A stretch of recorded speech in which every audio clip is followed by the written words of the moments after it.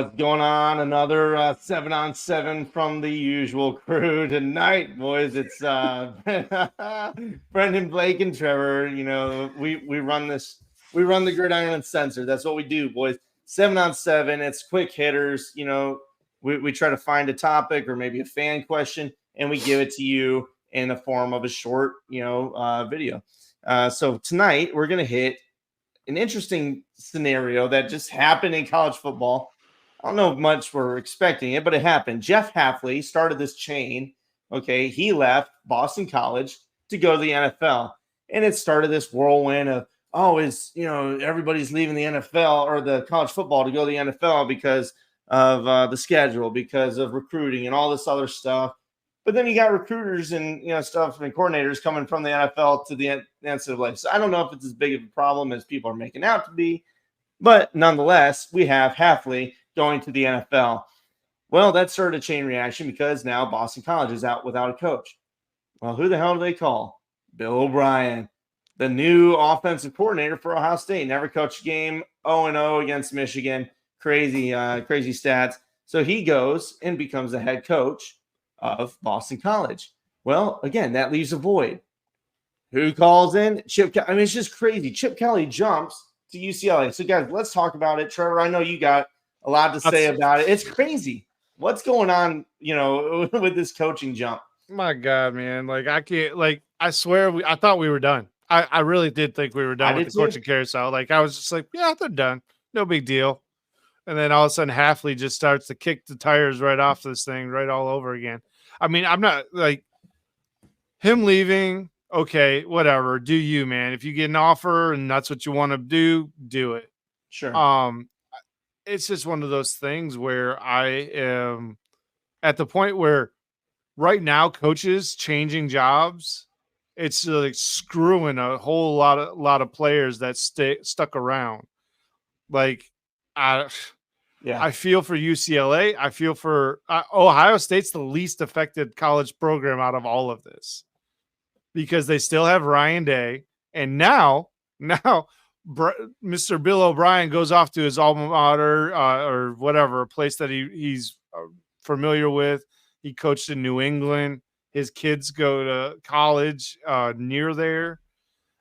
So it made a lot of sense why they offered him. And I mean, Bill O'Brien's a head coach. That's what I feel like that's just his MO. He'd prefer to be a head coach, as opposed to an offensive coordinator. So then, obviously, what else would happen? No big deal. Just drop a bag and bring on Chip Kelly to the Ohio State offense to replace him. Head coach.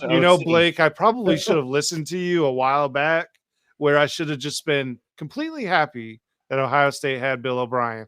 But no, I wanted to cry about it a bit, and it seems to have bit me right in the ass. Well, Ohio State just dodged a huge bullet, whether people want to believe it or not. And I know people look at the stats and oh, well, while he was at Bama, he averaged 40 whatever points again, whatever. If you're an Alabama fan, there is not an Alabama fan you're going to find that was in love with Bill O'Brien, because the talent we had on those teams exceeded the ass play calling that he provided for them. Some of the decisions he made in games were just downright.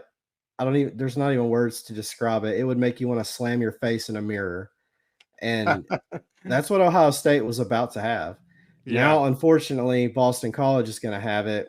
But maybe with him being in a leadership role, like the head coach, he'll delegate to his coordinator, and hopefully he won't have as much input and be like a Jimbo Fisher and be a program killer. Yeah. Yeah. But my thing about it is, and Blake, maybe you can speak to it. What do you think about the hire for Boston College? I think all in all, because it's Boston College, I think it's a huge hire for Boston College. Yeah. And I think it could really change the trajectory for them in the ACC if he brings in the right people. And I don't know. What do y'all think about that? Because I think it's a huge get for Boston College altogether to bring back their program. I feel like based on resume for sure. I mean, because he's been everywhere. He's been New England, head coach of Houston.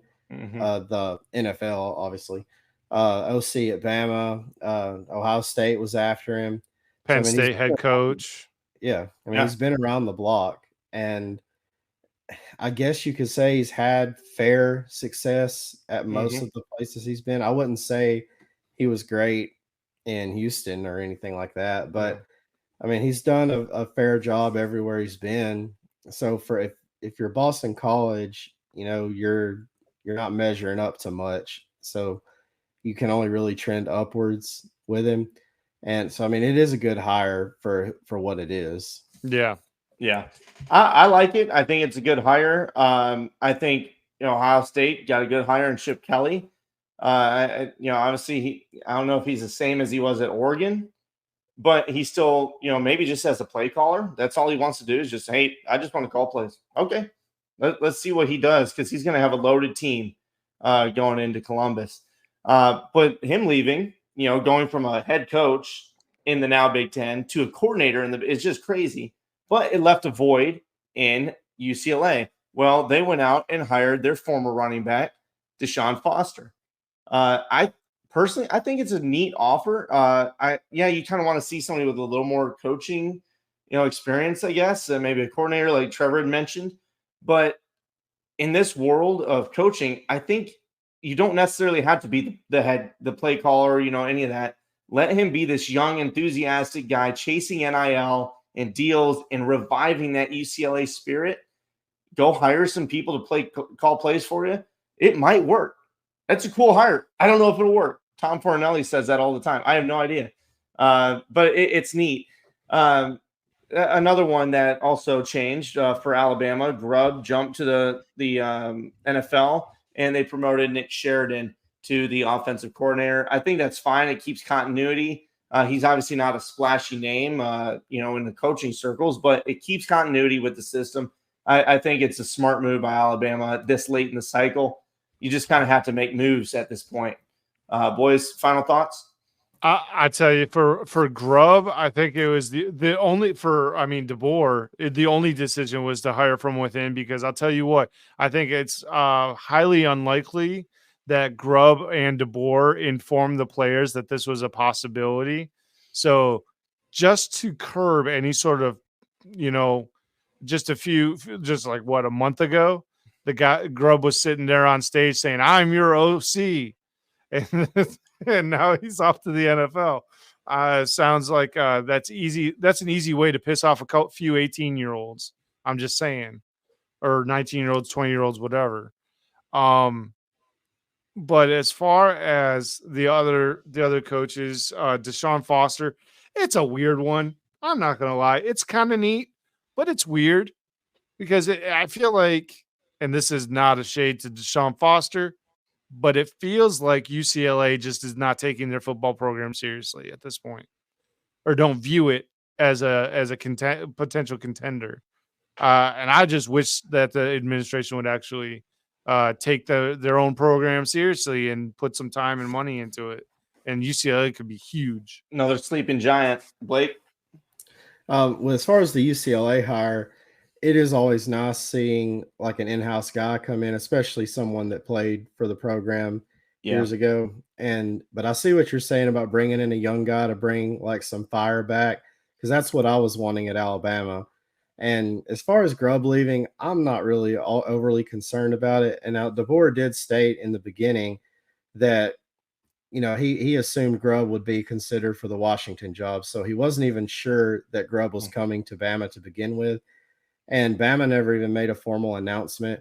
I don't know that it was expected that he would come, because it was already being tossed around in the beginning of this whole transition that he was being considered for NFL jobs and other head coaching jobs as well.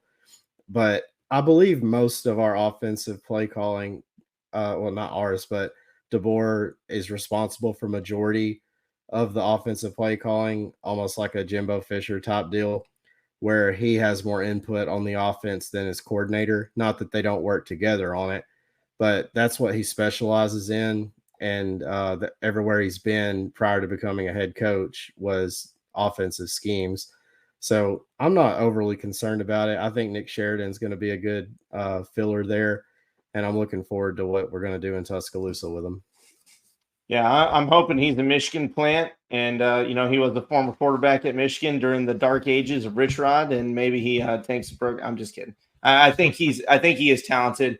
He's been around the block, so I think he's got potential to do something good for Alabama. I know it's not flashy. People are tripping out a little bit. Be calm. Trust the board. All right, but guys, coaching changes. The carousel continues. Maybe it's done. Who the hell knows? We got another what the hell is it called? Portal season coming up soon. All right, we'll see what happens. But I don't know. All right, we're gonna get on out of here. We appreciate you guys. Go check us out on YouTube, all that good stuff. We got social medias all over the place, link in bio, all that good stuff. Make sure you subscribe. Thanks again. Y'all have a good one.